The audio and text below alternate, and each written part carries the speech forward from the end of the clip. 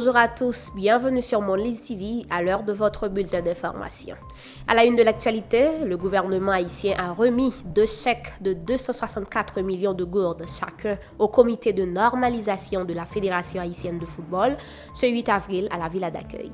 Selon le Premier ministre Alix Didier Fils-Aimé, ces fonds serviront à la prime de qualification et à la préparation de la sélection nationale. Le gouvernement voit dans cette démarche un moyen de renforcer l'unité nationale et d'accompagner les grenadiers en vue de la Coupe du Monde 2026. Des dispositifs sont également prévus pour permettre à la population de suivre les matchs à travers le pays.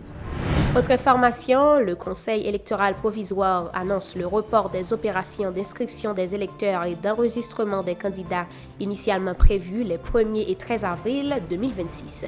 Cette décision fait suite à la publication le 24 mars 2026 d'un arrêté pris en Conseil des ministres modifiant le fonctionnement de l'institution et l'enjoignant d'appliquer certaines dispositions du Pacte national pour la stabilité et l'organisation des élections. Le CEP indique travailler actuellement à l'harmonisation du décret électoral du 1er décembre 2025 avec ces nouvelles dispositions, une démarche qui affecte le calendrier électoral.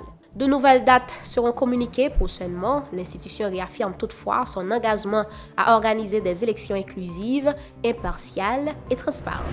Autre point de l'actualité, un ressortissant haïtien, Robert Joachim, est accusé d'avoir tué Niloufa et Yasmine dans une station-service à Fort Myers, en Floride.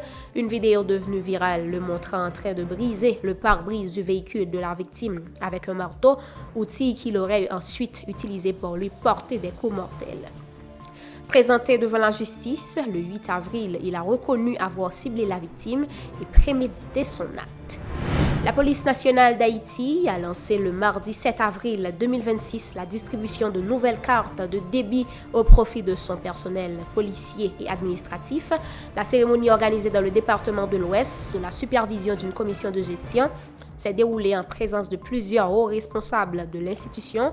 Selon les autorités, cette opération sera progressivement étendue à l'ensemble des directions départementales afin de garantir un accès équitable à ce dispositif financier dans le respect des principes de transparence. Toujours dans la page nationale, dans un contexte sécuritaire et humanitaire toujours volatile, les ambassadeurs de l'Union européenne ainsi que ceux d'Espagne et de France ont entamé en début de semaine une mission conjointe dans le département du sud d'Haïti prévue jusqu'au 13 avril 2026. Cette visite de terrain vise à évaluer l'état d'avancement des projets financés par l'Union européenne et ses membres de la région, notamment dans les domaines de l'aide humanitaire, du développement et du renforcement des infrastructures. Le chef de la BINU, Carlos Ruiz Massieu, a annoncé le 8 avril 2026 avoir participé aux côtés des ambassadeurs du Canada et des États-Unis en Haïti à l'inauguration d'une école au CAI. Au cours de sa visite, il s'est également rendu dans un centre destiné aux enfants associés aux gangs, rappelant que l'avenir des jeunes haïtiens dépend de l'accès à l'éducation et d'un environnement sûr, loin de la violence.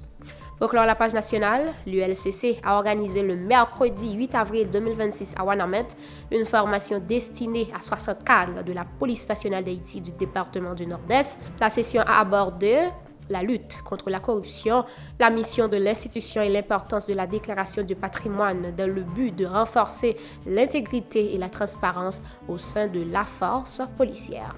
Les informations internationales dans un instant.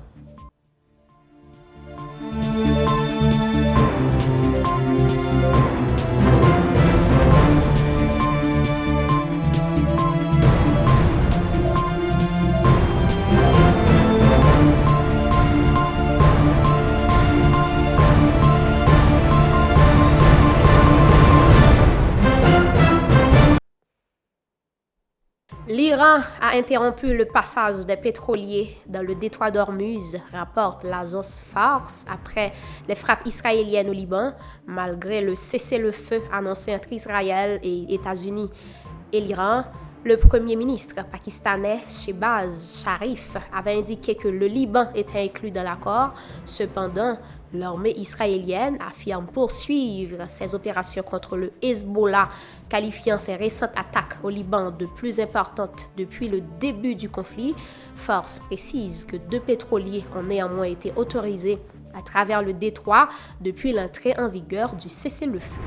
Le Liban a décrété une journée de deuil national jeudi suite aux frappes israéliennes de mercredi ayant fait au moins 182 morts et 837 blessés selon le ministère de la Santé cité par BFM.